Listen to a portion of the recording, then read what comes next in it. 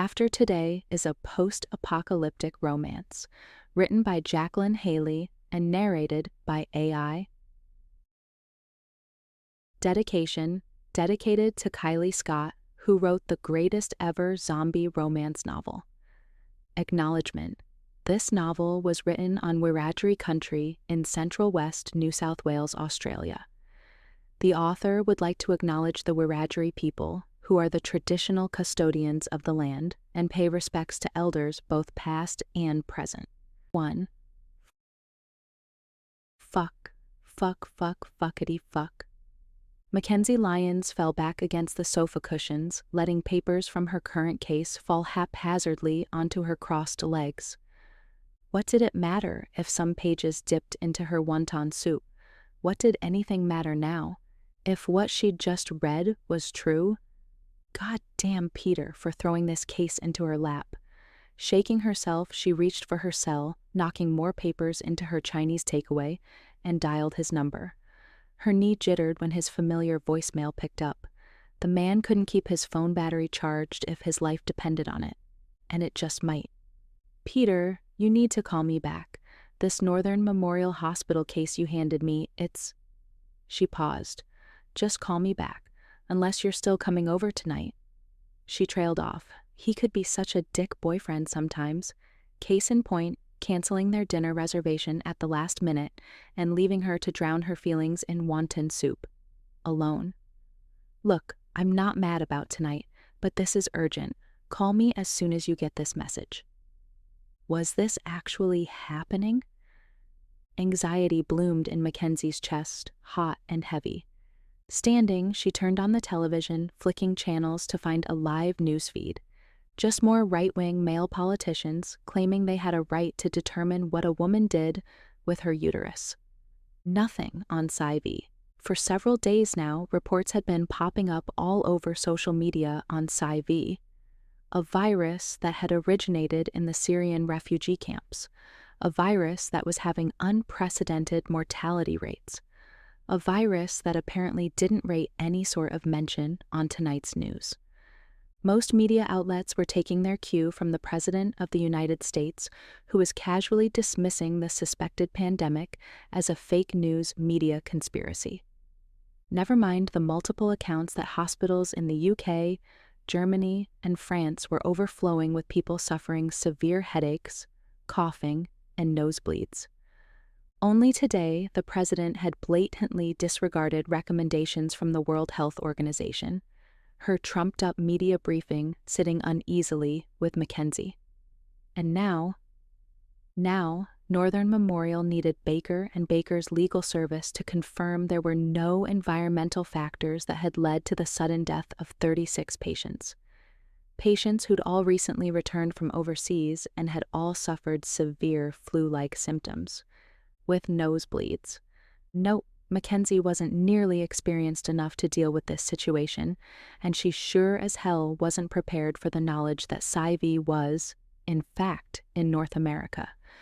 Because if Sci-V was in the US, in Chicago, surely she, Mackenzie Lyons, slightly incompetent and definitely inexperienced, shouldn't be the person to figure it out. She wasn't a heroine in some Hollywood blockbuster. She was a 26-year-old environmental lawyer, living in Lincoln Park and trying to forget Sanford, the hometown she knew had forgotten her the moment she'd skipped out. Feeling somewhat suspended from reality, she muted the television and stared blankly at the wall. If it was Sci-V that had caused the deaths at Northern Memorial, shouldn't she call someone? The mayor? The governor? The Chicago Review? Instead, she called Chloe. "Mac, what are you doing calling so late?" her best friend asked, sounding wide awake from Sanford. Chloe's husband, Ash, must be traveling for work. She never slept well when he was away. "I need you to tell me I'm not crazy." "Okay, what are you being not crazy about? Is Peter being a jerk?" "You've heard about Sci-V, right? That super flu? What if I told you it could be in Chicago?" "What? I was just on Twitter. The only thing trending was Lady Gaga's new release." "I'm serious, Chloe." "Hang on, let me turn on the television." "I don't think anyone else knows about it yet," Mackenzie said. There was a pause, and she could hear Chloe switching through news channels. "Honey, how many coffees have you had today?" Chloe gently asked. "3. Okay, 5. But this isn't a caffeine-induced paranoia. Peter gave me this new case, and Northern Memorial has these unexplained deaths." She stopped. She was breaking all sorts of confidentiality clauses, and she did not want to get fired. She wouldn't be able to afford this overpriced apartment, and she'd have to move back to, oh God, Sanford. Mac shuddered. Did she seriously think that she'd know something of this magnitude before anyone else? Maybe that 5th coffee hadn't been a great idea. "Mac, I want you to drink a big glass of water and go to bed. Straight to bed. Do not get on the internet and start doomsday scrolling. Do you hear me? Straight to sleep." "Okay," she said meekly. "Sorry for calling so late." "Call whenever. You know that." Was it just her imagination, or was the L significantly less crowded this morning? Mackenzie easily found a seat as the automatic doors slid shut, breathing a relieved sigh as she dumped her work files onto the free seat beside her. Although unrepentant about wearing heels on public transport, she was grateful for the rare opportunity to sit on the commute to her office downtown. "This is a complete shit show," muttered the passenger to her right. Mackenzie glanced over, realizing the man had been talking to himself, his bespectacled eyes glued to the screen of his smartphone. It appeared the White House was holding yet another press conference, and in what was becoming an increasingly common scenario, it had quickly deteriorated into chaos. "And it will go away," said the president as she gestured wildly, distinctly lacking any calm herself. "Just stay calm. It will go away." The same anxiety that sat heavily in her chest last night threatened to creep up her throat. Forcing herself to look away from the media briefing, Mackenzie brought the heel of her hand to her chest and rubbed. She swallowed as her eyes came to rest on the work files. "Is it unpatriotic to admit our president is a dickhead?" Bespectacled said, putting his phone away. "What did you say?" Mackenzie jumped in her seat. Another passenger turned to confront Bespectacled, spittle flying from his fleshy mouth. "You're damn right it's unpatriotic. This whole Syrian virus is a hoax. It's a conspiracy to control us." Relieved that Elle was pulling in at her stop, Mackenzie stood and made eye contact with the bespectacled man. Shaking her head slightly, she tried to warn him against any further engagement with the enraged passenger. She and Bespectacled made a hasty exit, both of them wincing at the booming voice that followed them. "It's a plandemic. Big Pharma is behind it." Shifting the heavy files in her grasp, Mackenzie gritted her teeth against the irony. Environmental law wasn't the least bit environmentally friendly when it came to paper consumption. It was only a short walk to her office building, and usually she'd heed her body's craving for caffeine and stop for a tall, non-fat latte with caramel drizzle. This morning, however, she bypassed Starbucks, ducking instead into the drugstore next door. She tried to shrug off her self-consciousness at buying hand sanitizer and a few disposable face masks, momentarily wondering if she was completely off track with this case. But her gut told her she wasn't wrong.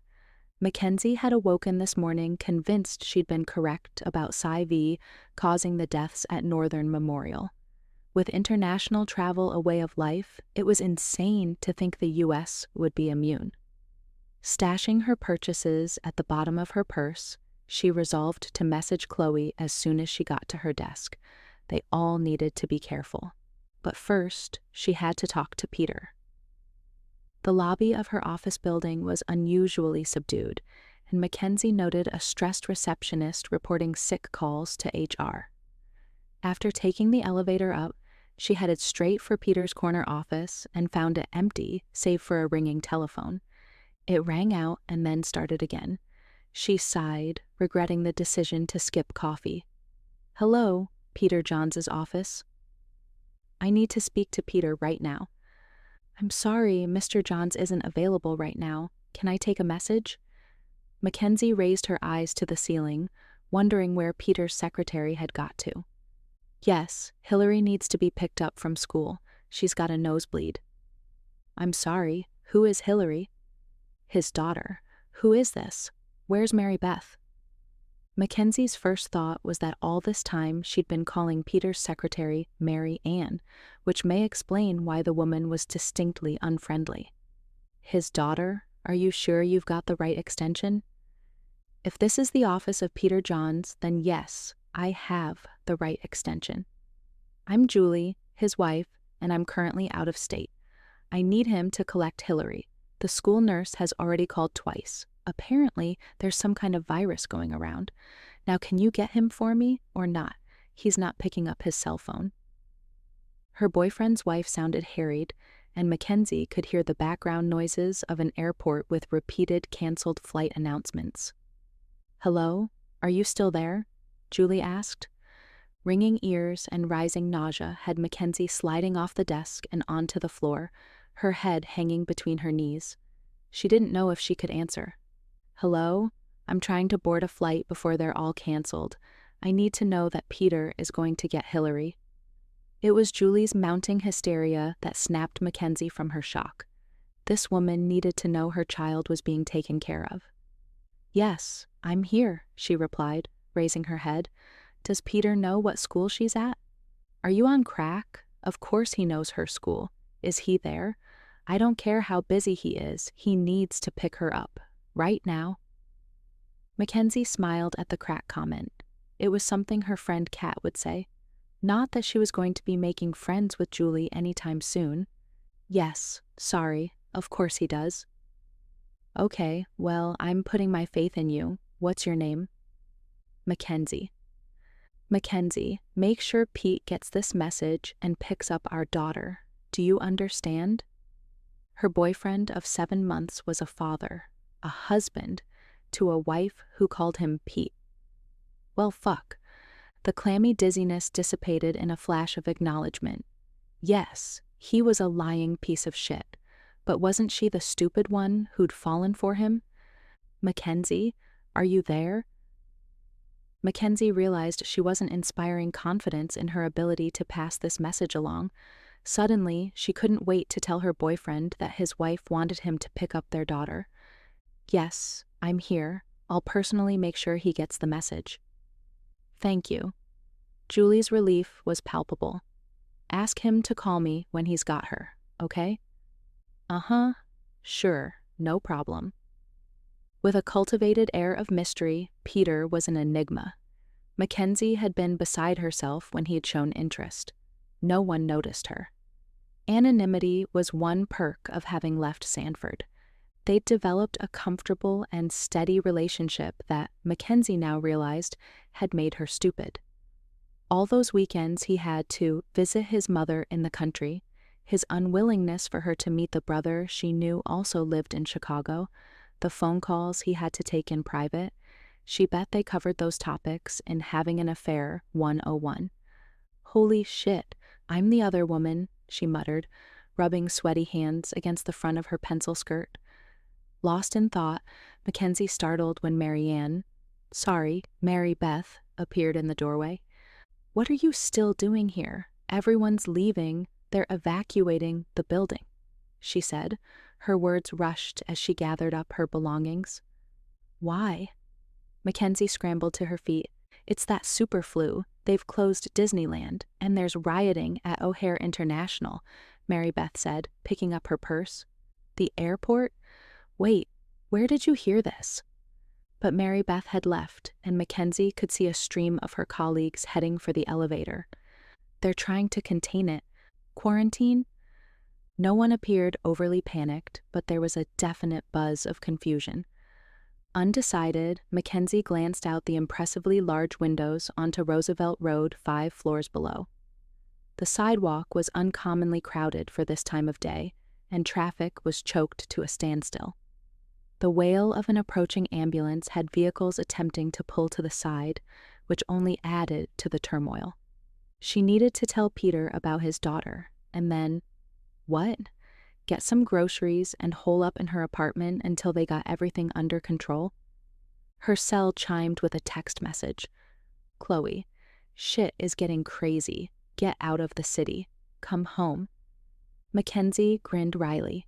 It was no surprise that at the first hint of trouble, Chloe would urge her to come home. Her phone would blow up with messages from Kat and Rachel soon. The four girls had grown up together in the small rural town of Sanford, 2 hours from Chicago. While Chloe, Kat, and Rachel constantly begged her to come back, Mackenzie had no intention of subjecting herself to that judgmental community ever again. Having escaped for college, she could count on one hand the number of times she'd been back. Sure enough, before she could respond to Chloe, another message came through. Rachel, Chloe thinks we should send Jake to come and get you. Mackenzie, I don't need anyone to come and get me. Rachel, you don't have a car. How are you going to get home? Mackenzie, I am home. That would definitely piss Rach off. Her face fell when she spied Peter from the window, exiting beneath the building's awning and bolting into the foot traffic.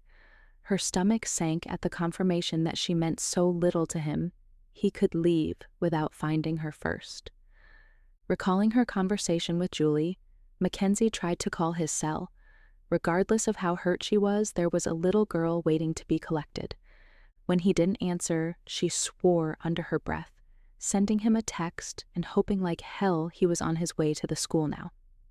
Slowly, she walked back to her own desk, collected her belongings in a daze. She'd been right. Cy-V was in Chicago, only she wasn't sure what the hell that meant. Rioting at the airport? That was batshit crazy. It wasn't until Mac was heading to the elevator that she clocked the eeriness of the silent, deserted office. She was the only one left on the floor, and as the hairs on the back of her neck prickled, she quickened her pace. When the elevator door slid open, it was crammed to capacity. Her movement forward was halted by a brusque, "No room, catch the next one." Stepping back, she answered her ringing phone. "Hey Jake, let me guess. Chloe wants you to come and get me?" Today was crazy enough without adding pointless drama involving her best friends. Jake was Chloe's younger brother, and at 23, he was 3 years her junior. It was a running joke between them that although she referred to him as Chloe's little brother, he'd been towering over all of them since he turned 17. Mackenzie jabbed at the down button of the elevator again. "I've already left. I'll meet you at your apartment." "What? You're not serious?" He was silent. "You aren't really coming here, are you?" "I don't know what's going on, but it's not good. So I can just wait it out. There's no need to come and rescue me," she protested. "And if it gets serious, then you shouldn't be out driving in it. Stay home, Jake." 2 hours, Mac. Be ready." The elevator door slid open again, and Mackenzie disconnected the call. She wasn't a damsel in distress who needed rescuing. This time, the only occupant of the elevator was Richard Drammel, a paunch-bellied senior partner at the firm whom Mackenzie had never actually spoken to. He grunted an acknowledgement as the doors slid closed. "Do you know what's going on?" she asked, forcing herself not to bite her bottom lip. "Haven't you heard? That virus from overseas is here and is worse than anyone could have imagined. There was rioting at the airport, and they just fucking bombed it." "What?" A buzzing started in her head. Like, bombed it with an actual bomb?